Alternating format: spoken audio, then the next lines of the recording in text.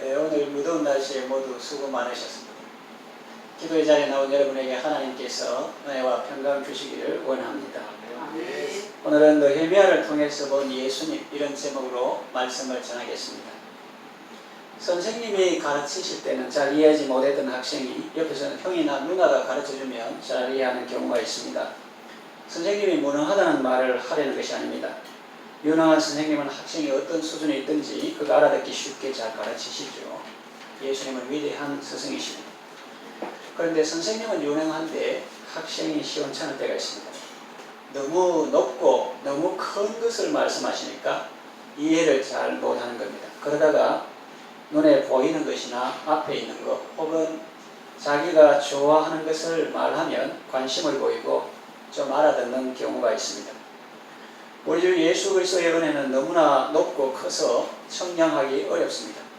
그 은혜를 조금이라도 더 알고 이해하기 위해서 사람 중에 훌륭하다고 생각하는 인물을 살펴보려는 것입니다.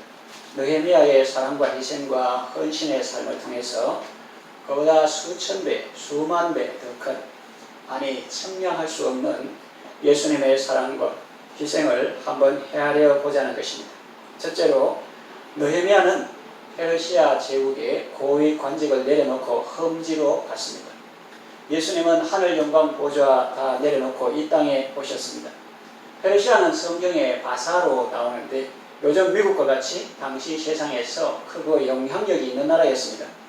그런 나라에서 술관원장이라면 대단한 지위라고 볼 수 있습니다.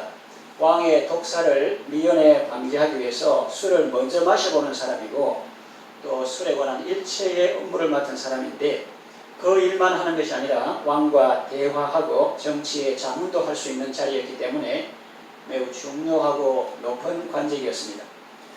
고위 관직인 만큼 그에 대한 나라의 예우도 매우 좋았을 것입니다. 요즘 같으면 고액의 연봉은 물론이고 집도 나오고 차도 나오고 수행 비서도 딸렸을 것입니다.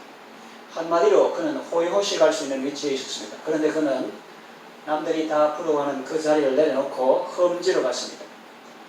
그 가는 데는 토지는 황폐하고 성읍은 무너지고 성문은 불타고 대적들은 득실거리고 치안이 유지되지 않는 그런 곳으로 갔습니다. 하나님을 사랑하고 하나님의 백성들을 사랑했기 때문입니다. 페르시아는 당시에는 대단한 나라였을지 모르나 역사에 명멸했던 수많은 제국들 중에 한 나라에 불과합니다. 그런데 예수님은 만왕의 왕이며 만주의 주가 되십니다. 땅의 임금들을 세우기도 하시고 폐하기도 하시는 분입니다. 천군 천사들이 그분의 명을 받들며 섬깁니다. 존귀와 영광과 찬송을 세세 무궁토록 받으시기에 합당한 분이십니다. 그런 예수님인데 하나님을 사랑하고 하나님의 백성들을 사랑하셔서 그 모든 영광과 지위와 특권을 다 내려놓으시고 이 땅에 우리 가운데 오셨습니다. 예수님의 사랑과 은혜를 기억하고 감사와 기쁨으로 주님을 섬기시기 바랍니다. 둘째로 느헤미야는 총독의 녹을 받지 않고 백성들과 함께 일했습니다. 예수님은 우리의 짐을 지시고 우리의 연약함을 다 짊어지셨습니다. 유다 총독은 페르시아 제국의 공무원이기 때문에 나라에서 녹을 받습니다. 그러나 느헤미야는 유다의 총독으로 있으면서 녹을 받지 않았습니다. 봉급을 받지 않았습니다. 녹을 받는 형식이 중앙정부에서 직접 수령했는지 아니면 관할 영역 안에서 자체적으로 조달했는지 저는 잘 모르겠습니다. 그러나 어떤 경우에도 분명한 것은 그것은 백성들에게 세금을 거둔 것으로 준다는 것입니다. 다시 말하면 그 돈은 하늘에서 바로 떨어지는 것이 아니라 백성들의 땀과 수고를 통해서 얻어지는 것이라는 말입니다. 느헤미야는 백성들을 보고 마음이 아팠습니다.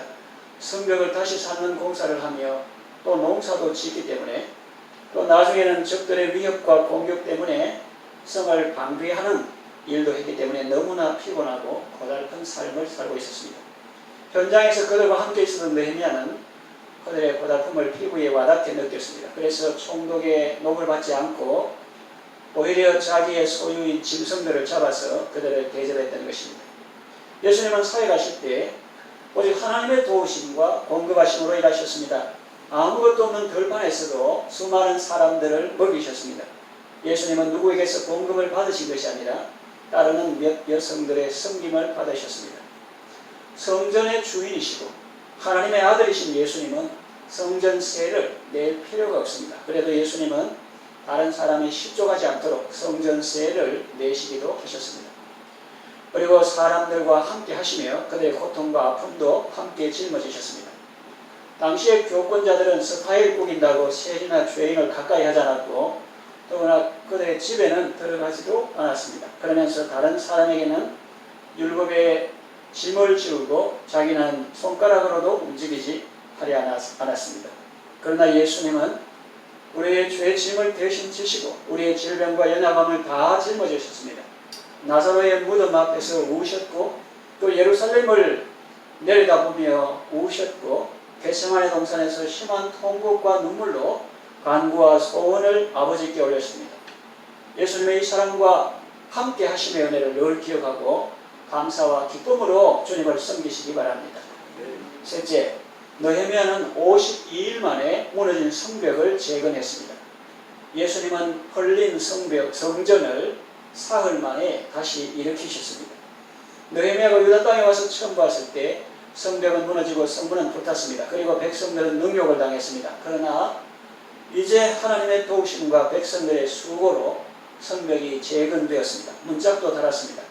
그래서 이제는 백성들을 대적들이 감히 넘보지 못하고 오히려 그들을 두려워하는 수준이 되었습니다. 예수님의 육체는 하나님이 거하시는, 하나님의 신성이 거하시는 성전이죠. 일찍이 예수님은 교권자들에게 너희가 이 성전을 보라, 내가 사흘 만에 일으키리라 말씀하셨죠. 사탄 마귀는 대제사장과 백성들을 사주하고 조종하여 예수님을 무너뜨렸습니다. 예수님은 두 강도 사이에서 십자가에 매달려 운명하셨습니다. 하나님께서 예수님을 죽은 자 가운데서 다시 살리셨습니다. 사흘 동안 엄청난 일이 있었습니다. 52일 만에 예루살렘 성벽이 재건된 것도 기적이지만 사흘 만에 예수님이 다시 살아나신 것은 더 기적입니다. 느헤미야와 백성들은 대적들의 위협과 공격을 방대하면서 또 농사도 지으면서 대제사장은 자기 집 앞에 또 불이 세공업자나 섬세한 일을 하는 손이 섬세한 그런 사람들도 다 자기 집 앞에, 어떤 사람들은 자기 딸들과 함께 그렇게 열심히 재건해서 50일 만에 성벽을 재건했습니다. 예수님은 음부에 내려가셨다가 다시 살아나셨고 또 하늘로 올리우셨습니다. 예수님이 이 땅에 오셔서 처음 보았을 때 백성들은 그들의 죄로 고통당하고 있었습니다. 원수들에게 능욕을 당하고 있었습니다. 예수님은 그들을 위해서 기도하시고 사람들을 괴롭히는 귀신을 쫓아내주시고 도적을 제압하는 더 강한 자로 오셔서 사람들에게 자유와 평안을 주셨습니다. 그래서 이제는 사탄 마귀가 하나님의 백성들을 감히 넘보지 못하고 오히려 두려워하는 수준이 되었습니다. 물론 명목상의 그리스도인은 사탄이 두려워하지 않겠지만 진실한 그리스도인은 두려워하겠죠. 하나님께서 우리 주 예수 그리스도로 말미암아 우리에게 이김을 주시기 때문입니다. 예수님의 사랑과 함께 하신 은혜를 늘 기억하고 감사와 기쁨으로 주님을 섬기시기 바랍니다. 느헤미야의 사랑과 희생과 헌신을 통해서 무너졌던 예루살렘 성벽은 재건되었습니다. 예수님의 사랑과 희생과 헌신을 통해서 우리는 구원을 받았습니다. 그 사랑과 은혜를 늘 기억하고 감사하면서 다시는 종의 멍에를 매지 말고 참 자유를 누리시기를 바랍니다. 나아가 여러분들도 예수님처럼 하나님의 백성들을 사랑하고 그들의 구원을 위해서 사랑과 헌신의 삶을 살아가시기를 바랍니다. 기도하겠습니다. 하나님 아버지, 느헤미야를 통해서 무너진 예루살렘 성벽을 재건하게 하시고 그 백성들을 보호해 주셨습니다. 예수 그리스도를 통해서 우리를 마귀와 죄와 사망 권세에서 구원하시고 우리에게 복을 주셨습니다. 이 큰 사랑과 은혜를 늘 기억하고 감사하며 살게 하소서. 그리고 우리도 예수님처럼 또 느헤미야처럼 하나님을 사랑하고 그 백성들을 사랑하며 살게 하소서. 예수님의 이름으로 기도합니다. 아멘.